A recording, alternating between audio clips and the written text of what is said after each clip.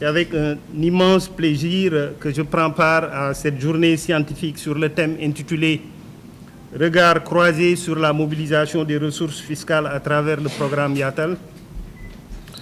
Associer la Direction générale des impôts et des domaines à une telle rencontre d'envergure relève de votre volonté manifeste d'être de véritables acteurs du développement au Sénégal.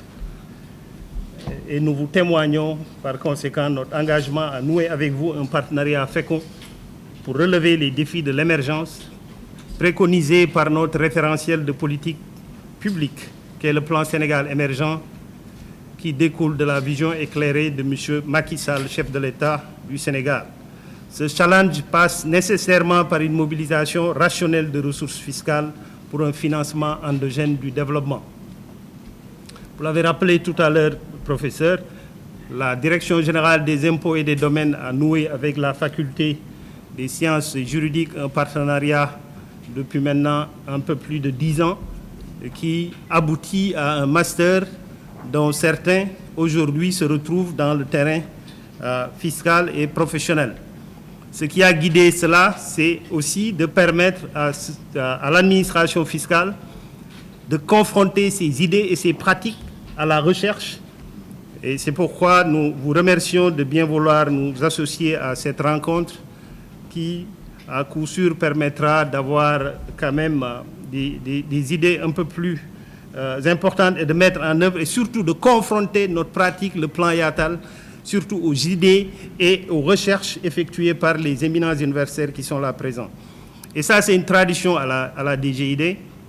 Moi-même, en tant que coordonnateur, j'avais conduit des négociations pour avoir un partenariat avec l'Université de Columbia à New York. Nous sommes actuellement en partenariat avec l'École d'économie de Paris et avec d'autres instituts de recherche, et tout ça dans le but d'améliorer significativement ce que nous faisons et pour le bien des Sénégalais. Mesdames et messieurs, programme Yatal, pourquoi? Je suis à la DGID depuis 3 ans et 3 mois. Ils m'ont mis dans mon discours 1185 jours. Je crois que c'est Youssou qui a mis ça. Je ne sais pas si ça cadre avec les 3 ans et 3 mois. Mais en faisant le plan Sénégal émergent, je crois que la vision du chef de l'État, c'est de fixer un cap, de dire en 2035, il nous faut de l'émergence. En 2035, il nous faut de l'émergence, et ça passe par différentes étapes. Je crois que le PAP 1 a été surtout consacré au rattrapage infrastructurel. La croissance économique, comme j'ai l'habitude de le dire, n'est qu'un gain de temps qu'on a utilisé pour créer de la valeur. Et pour gagner du temps, on ne peut pas ne pas créer la connectivité. Donc la connectivité passe par les infrastructures physiques, les routes, les autoroutes, les rails, mais aussi par la connexion, la 4G, etc., pour permettre d'échanger. Mais tout ça permet de gagner du temps. En gagnant du temps, si l'on utilise le temps pour créer de la valeur, on a une croissance économique qui se développe. Et c'est cette croissance qui détermine la trajectoire pour atteindre l'émergence. Je crois que c'est ça la vision du chef de l'État, c'est ça la vision du plan Sénégal émergent. C'est ça qui est décliné dans le PAP 1, dans le programme d'action prioritaire 2, qui vise à dire, OK, on continue le rattrapage infrastructurel, mais on amène aussi le secteur privé à travailler. Mais tout ça coûte de l'argent. Pour faire ce rattrapage infrastructurel, pour viser l'émergence, il nous faut de l'argent. Il n'y a pas 4 sources. C'est la mobilisation des ressources intérieures et la dette. La mobilisation des ressources intérieures, il y a 2 mamelles principalement. C'est l'administration fiscale et l'administration des douanes. Comme M. Niang a parlé tout de suite de transition fiscale. On va vers une transition fiscale. Effectivement, si on émerge, ça veut dire qu'on crée plus de valeur dans notre pays. Et si on crée plus de valeur dans notre pays, on importe moins. Par conséquent, on doit pouvoir collecter plus de ressources à l'intérieur qu'au niveau de la porte. Ça signifie qu'on est en train de progresser. La transition fiscale également découle du fait qu'il y a des économies qui sont en train de se regrouper. Tout le monde a entendu parler de la ZLECA. On est dans la zone UEMOA, où il y a une fiscalité harmonisée et il n'y a pas de droit de douane pour les échanges intracommunautaires. Nous sommes membres de la CEDEAO. Nous avons des partenariats avec l'Union européenne et ainsi de suite. Ça signifie que les droits tirés de la porte au niveau du cordon douanier vont aller décrescendo pendant que les taxes intérieures collectées à l'intérieur vont aller crescendo. C'est ça la transition fiscale. Mais si on est dans ce cas de figure, Qu'est-ce qu'il y a lieu de faire? Donc la mobilisation intérieure constitue aujourd'hui, des ressources intérieures constituent le défi le plus important que nous devons relever. En arrivant en 2019 à la DGID, j'ai raisonné comme un commerçant. C'est quoi mon fonds de commerce? Quelle est ma clientèle qui paye l'impôt au Sénégal? Et j'avais trouvé le nombre de contribuables qu'on gérait tourner autour de 85 000. Que 1300 agents des impôts et des domaines géraient 85 000 contribuables. Dont 25 000 qui étaient de véritables cotisants. Et dont 6 000 contribuaient pour plus de 80%. Donc un système assez fragile où c'est porté par une minorité alors que tout le reste de la population profitait des infrastructures, profitait de tous les financements publics sans pour autant participer à la cotisation. Et de ces 85 000, si on rajoute les salariés du secteur privé et du secteur public qui payent l'impôt par le biais de la retenue à la source, on tournait autour de 500 à 600 000, qui est à peu près 8% de la population active du Sénégal, qui tourne à un peu plus de 6 millions de personnes, sur aussi 17 millions de Sénégalais. C'est la raison pour laquelle nous avons développé le concept de NAT en disant que tout le monde fait du TEGI, parce que si on prend l'autoroute à péage, si on bénéficie de l'éclairage public, si on va dans les hôpitaux publics, on va dans les écoles publiques, on est en train de faire du TEGI, mais c'est 8% de la population active qui natte réellement. Donc on se retrouve avec des difficultés et avec donc une inéquité extraordinaire qui nécessite une correction. Et nous nous sommes dit donc, sur la base de ce constat, qu'est-ce qu'il y a lieu de faire? Ce qu'il y a lieu de faire, c'est d'élargir, de pousser tout le monde à cotiser et d'arriver à une équité fiscale beaucoup plus importante. Et pour cela, nous avons aussi continué sur la base de constats en prenant les rapports déjà faits par l'Agence nationale de la statistique et de la démographie. Cette agence a fait une enquête pour recenser les unités économiques au Sénégal. Hors agriculture, hors pêche, on tournait à un peu plus de 400 000 unités économiques. Je vous ai dit tout à l'heure qu'on avait 85 000. Cette agence a également recensé les propriétés au Sénégal. Et on tournait à un peu plus de 1 530 000 maisons au Sénégal, bâties. Dans le fichier des contribuables qui payent l'impôt sur les propriétés au Sénégal, on dépassait guère 70 000. Donc, vous voyez, l'écart est extrêmement important. Il y a une partie qui paye, une autre partie ne paye pas, et on vise l'émergence, ça risque d'être difficile. Si la mobilisation des ressources est le fait seulement d'une petite minorité, si nous visons l'émergence, nous sommes obligés d'emprunter un peu plus. C'est la raison pour laquelle on voit la dette augmenter. Et beaucoup mettent le focus sur la dette en disant c'est très élevé, mais moi j'ai toujours considéré que c'est un mauvais débat. On ne doit pas le poser sur cet angle-là, on doit le poser sur l'angle. Qu'est-ce que nous faisons pour nous-mêmes? Est-ce que nous-mêmes nous cotisons pour que notre pays puisse aspirer à l'émergence? Et nous avons mis en place le programme Yatal, inspiré de la stratégie de mobilisation des recettes à moyen terme qui découle de la vision du ministre de l'économie et des finances. Et ça a coïncidé avec la mise en œuvre des programmes budgétaires, gestion axée sur les résultats, et notre programme budgétaire, nous l'avons intitulé pédagogiquement programme Yatal pour que ça rentre. Et Yatal, ce n'est pas pris au hasard. Yatal en Wolof signifie élargissement, signifie accueil, signifie générosité, signifie ouverture également. Et c'est de cela qu'il s'agit pour attirer tout le monde. Le deuxième point, le plus important, nous nous sommes dit, le potentiel qu'il faut prendre, c'est lequel? C'est les 400, un peu plus de 400 000 unités économiques qu'il faut prendre. Mais ces unités économiques qui sont des entreprises, l'ANSD, en faisant l'enquête, a donné 5 caractéristiques pour dire voilà les caractéristiques de l'entreprise au Sénégal. L'entreprise au Sénégal évolue dans le secteur informel, est gérée par un analphabète, évolue dans le commerce. L'entreprise au Sénégal n'a pas accès au financement et meurt au bout de 5 ans. Et c'est ça mon potentiel, c'est ces gens-là qu'il faut aller chercher pour collecter un peu plus d'impôts et pour les mettre dans la base. Sachant que l'entreprise meurt au bout de 5 ans, des problématiques de chômage se posent, mais des problématiques de pérennisation du système se posent. Qu'est-ce que nous pouvons apporter, nous, administration fiscale, pour que cette entreprise vive un peu plus longtemps, qu'elle soit dans notre base et qu'elle soit un véritable cotisant, un véritable contribuable? Et nous avons regardé de l'autre côté. Le parallélisme est frappant. 95% d'entreprises évoluent dans le secteur informel. Mais nous sommes assez particuliers comme administration fiscale parce que nous ne gérons pas que les impôts, nous gérons à la fois les impôts et le foncier. Et le foncier, le parallélisme est frappant. Un peu plus de 80% ou de 90% de notre territoire relève du domaine national. Donc très peu de terres sont immatriculées. Donc ils peuvent entrer dans le commerce juridique. La terre est exploitée, elle est habitée, mais il n'y a pas de titre. S'il n'y a pas de titre, vous ne pouvez pas utiliser votre terre, qui est votre première richesse, comme élément de levier pour aller chercher des financements et développer votre entreprise. L'agriculteur ou le paysan, sa première richesse c'est sa terre, mais dès lors qu'il n'a pas de titre sur cette terre-là, il ne peut pas utiliser la terre comme un élément pour aller chercher des financements et développer son entreprise.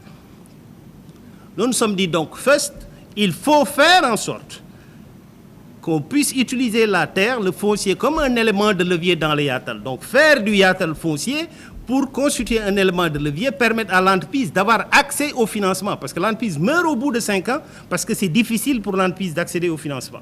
Pour que l'entreprise accède au financement, il faut lui trouver des moyens d'avoir une garantie. Et donc la terre constitue un premier moyen ou un des moyens pour permettre à l'entreprise d'accéder au système de financement et donc de développer, d'investir, par conséquent d'employer et de consolider et d'avoir une durée de vie un peu plus longue. Et nous avons commencé à mettre en place la stratégie. Vous avez tous vu l'opération Sama Kayitu Kër, qui est une opération test, qu'on a commencé par Mbour, que j'ai lancée au mois de mars. Et aujourd'hui, sur ma table, on a un peu plus de 1600 baux régularisations que nous allons donner à des personnes. Et ça, c'est la phase test qu'on va élargir bientôt sur Thiès, sur Rufisque, sur Dakar. Et nous ne partons pas du néant, nous prenons la terre qui est effectivement exploitée ou occupée par des personnes et pour lesquelles l'apparence juridique dit qu'il n'y a pas de titre, mais la réalité économique et sociale, en réalité, dit simplement qu'il y a une propriété qui est là. Nous avons démarré cette phase d'opération Sama Kayitu Kër, donc pour entrer dans cela, mais nous continuons à accélérer également le process. Et aujourd'hui, nous avons le soutien de la Banque mondiale qui aujourd'hui finance un projet de cadastrage qui est géré au niveau du ministère, mais qui vise la même chose, mais dans la zone rurale, où on va donner des titres un peu plus sécurisés, basés sur le numéro d'identification cadastrale, le NICAD, qui permet à la fin d'avoir un foncier sécurisé et d'avoir des titres sécurisés qui peuvent aboutir à une consolidation ou à plus d'investissement dans le secteur agricole au niveau rural. Mais, tous ces éléments combinés nous permettront d'aboutir, dans le cadre du plan YATAL, à un peu plus de 500 000 contribuables à mettre dans notre base d'ici à 2024. Parallèlement, nous avons lancé le recensement national des propriétés imposables, qui a contribué fortement aussi à l'opération Xëyu Ndaw Ñi. Nous avons commencé par une phase en recrutant des jeunes qui ont bac plus quelque chose, qui sont aujourd'hui en train de sillonner les maisons au niveau de Dakar pour recenser les propriétés. Je vous ai dit tout à l'heure que la NSD avait recensé 1 530 000 maisons. Nous avions 70 000 dans notre base. Et donc, il fallait aller sur le terrain, essayer de recenser l'ensemble des propriétés pour les mettre dans la base, ne serait-ce que pour le financement des collectivités territoriales. Parce que ça aboutit à lever plus de taxes d'enlèvement des ordures ménagères, à lever plus de contributions foncières des propriétés bâties, parce que toutes les propriétés qui existent et qui sont habitées vont contribuer. Aujourd'hui, nous avons démarré la phase test avec Dakar, avec un peu plus de 300 jeunes qui sont en train de travailler. On a élargi à Thiès depuis quelques semaines. Et l'idée, c'est de viser 1000 jeunes à mettre sur le terrain pour aller faire le recensement de 1 million de maisons en un an. Ça permet de garantir à ces jeunes un emploi, même si c'est sur un an, et d'être quand même utile parce que toutes les propriétés recensées vont contribuer à élargir la base et à financer plus les collectivités territoriales et voire à donner un peu plus d'impôts à l'État. Mais l'ensemble de ces éléments, si nous recensons tout le monde et si nous mettons tout le monde dans la base, ça ne peut prospérer que s'il y a une véritable transformation digitale au niveau de la Direction générale des impôts et des domaines. Parce que si vous êtes 1300 à gérer 85 000. Si on atteint 1 million de contribuables, il faut que toutes les fonctions support changent. Les bâtiments dans lesquels doivent bouger. Le personnel qui gère doit bouger. Mais tout ça n'est pas si aisé. Et pour aboutir à lever les cloisons, c'est la transformation digitale qui est extrêmement importante pour le faire. Et cette transformation digitale permet d'utiliser l'ensemble des renseignements avec moins de ressources humaines et avec plus d'efficacité. Et cette phase a démarré depuis longtemps et aujourd'hui a permis d'avoir un peu plus de 85% de nos ressources qui passent par le e-payment. Tout est dématérialisé, les déclarations sont dématérialisées, le paiement est dématérialisé. Pour les entreprises, les grandes entreprises et les moyennes entreprises, aujourd'hui c'est le e-payment. Pour la partie basse de la pyramide, à savoir les petites et moyennes entreprises, les petites entreprises, nous avons développé une application qui s'appelle Mon Espace Perso, qui aujourd'hui permet d'avoir l'ensemble des déclarations en ligne, même s'il n'y a pas encore de paiement en ligne. Et le paiement en ligne est en train d'être développé par ce qu'on appelle le système unifié du télépaiement, qui est développé avec la Direction générale du Trésor, et tout ça rentre dans la transformation digitale. Pour la gestion du foncier, nous sommes aujourd'hui accompagnés par la KfW dans le cadre du Compact with Africa, qui est en train de nous financer pour le développement du système de gestion du foncier, qui est en cours de développement aujourd'hui avec donc une entreprise qui est en train de le faire. Ce qui aboutira à avoir une transformation digitale complète, et cette transformation digitale complète mettra la donnée et le renseignement au cœur du programme Yatal. Si l'ensemble des données sont gérées, ça permet d'appréhender l'ensemble de l'assiette fiscale et ensuite d'imposer tout le monde. Si nous élargissons la base et qu'on met tout le monde, nous pouvons, et ça c'est dans la stratégie, d'un point de vue législatif, aboutir à une baisse des impôts, voire à une suppression de certaines catégories d'impôts sans pour autant perdre les ressources. On aura à la fin plus d'équité, un peu moins de fardeau fiscal individuellement supporté par un individu, mais également une base beaucoup plus élargie et une contribution beaucoup plus importante. Et c'est ça qui garantit le financement du développement du Sénégal, c'est ça qui garantit le financement de l'émergence. Donc, en d'autres termes, le foncier sera élargi pour donner aux citoyens et aussi aux entreprises les moyens d'accéder plus au système de financement. Mais s'ils accèdent plus au système de financement, avec l'utilisation de l'ensemble de ces renseignements, ils seront également dans la base fiscale. Si leur activité augmente, l'assiette fiscale s'ils sont dans l'assiette fiscale, ça permet d'avoir un peu plus d'impôts et un peu plus de ressources pour le développement de notre pays. Parce que des défis sont lancés aujourd'hui. Tout le monde voit comment le monde est en train de bouger.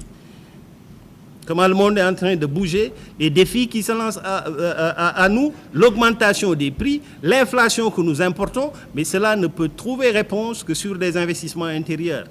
Le président de la République a mis en place les infrastructures qu'il faut. Le secteur privé doit pouvoir travailler. La fiscalité ne doit pas constituer un frein. Et pour que la fiscalité ne constitue pas un frein pour les champions qui investissent chez nous, il ne faut pas que tout le fardeau soit supporté par ces champions. Ces champions doivent pouvoir avoir une fiscalité un peu plus allégée parce que simplement tout le reste de la population contribue et ça permet d'avoir des champions qui investissent un peu plus, qui se mettent dans l'autosuffisance alimentaire en riz et dans d'autres opérations qui permettent au Sénégal d'avoir une autonomie et d'avoir les véritables bases d'une émergence. Nous sommes à ce niveau-là. Le programme Yatal a une ambition beaucoup plus importante qu'un simple élargissement de l'assiette. C'est un état d'esprit qui doit changer. Et aussi une activité économique qui doit se développer un peu plus. Mes équipes vont revenir plus en détail sur la présentation du programme avec l'ensemble des éléments. Moi, je voulais donner juste la quintessence et les quelques éléments de base pour ce programme et remercier encore une fois les chercheurs que vous êtes, ainsi que les ONG qui travaillent sur cette question-là, pour vous dire que la DGID reste parfaitement ouverte pour nouer des partenariats avec tout le monde et discuter avec vous, recueillir vos réflexions également et vos recommandations pour aller de l'avant, parce que nous sommes conscients que le rôle que nous jouons est extrêmement important, parce que si vous gérez les 2/3 des recettes intérieures de l'État, cette année, nous visons 2200 milliards d'objectifs. et nous sommes en ligne avec nos objectifs jusqu'en fin septembre. Nous sommes même légèrement en plus-value à fin septembre et nous pensons, Inch'Allah, atteindre l'objectif à fin décembre.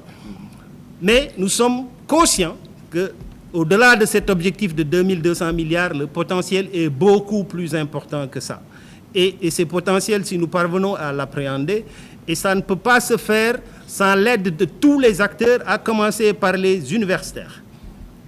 À commencer par les universitaires qui aujourd'hui participent à la formation, mais au niveau élevé. Mais nous avons également compris cela, c'est pourquoi nous avons lié un partenariat avec le ministère de l'Éducation pour faire de la fiscalité à l'école de base. Nous l'avons testé l'année dernière. Le civisme fiscal à l'école est aujourd'hui enseigné aux élèves de l'école primaire, avec le ministère de l'Éducation qui met en œuvre. L'idée, c'est de former un véritable citoyen pour qu'il grandisse avec la notion de fiscalité. Nous l'avons testé, nous allons élargir cette année à d'autres écoles, parce que nous l'avons testé l'année dernière, si je ne m'abuse, dans quelques IA, mais nous allons élargir pour passer à l'échelle pour que ça soit maintenant enseigné au niveau du cycle primaire, voire même du cycle moyen, pour préparer le citoyen sénégalais. Et je crois qu'à l'université également, vous avez le devoir de faire travailler. Si je prends mon cas, moi j'ai compris plus ou moins la fiscalité, j'étais en 3e année faculté. Je ne savais rien de l'impôt, il a fallu être en 3e année avec feu El Hadj Malick Sy Souris, qui nous enseignait la fiscalité ici à la faculté de sciences économiques. C'est à ce moment-là qu'on a compris c'est quoi l'impôt. Et vous voyez donc, c'est extrêmement dangereux que quelqu'un qui atteint l'âge de 22 ans ou à 23 ans soit pour la première fois confronté à des questions de cette nature, alors même que ces questions-là déterminent. C'est la fiscalité qui a déterminé tout le cursus. Parce que si vous avez fait l'école publique comme moi, ça veut dire que c'est la fiscalité qui a financé l'ensemble de vos études et c'est quelques personnes qui ont cotisé. Donc, dès le départ, à l'école primaire, si vous comprenez c'est quoi la fiscalité, vous grandissez avec cet état d'esprit. C'est pourquoi j'ai dit le Yatal, c'est une question de mindset, c'est une question d'état d'esprit qu'il faut développer et ça, il faut le prendre à la base. Nous avons noué ce partenariat-là avec le ministère de l'Éducation nationale. Nous comptons nouer ce partenariat avec l'ensemble des partenaires, à la fois de la société civile, des ONG, des universités, pour que tout le monde contribue à vulgariser, parce que nous sommes conscients que c'est dans l'équité qu'on pourra tous cotiser et développer notre pays et atteindre l'émergence.